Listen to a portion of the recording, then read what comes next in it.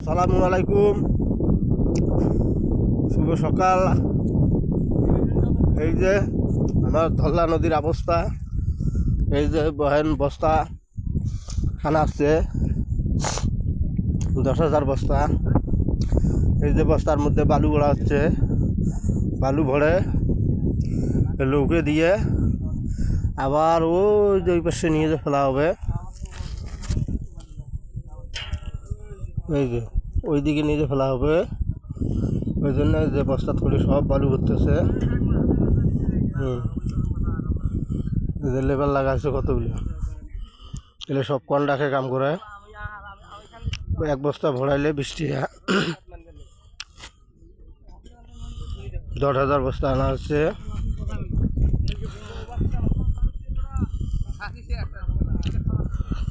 এই দরিদ্র এলাকা আমার, দেখেন অবস্থা।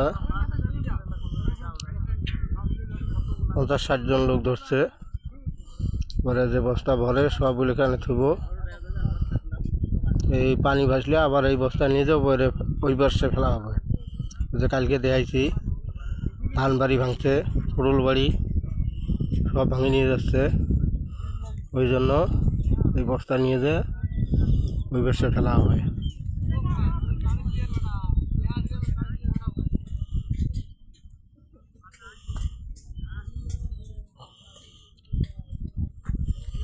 সবাই ভালো থাকেন, সুস্থ থাকেন।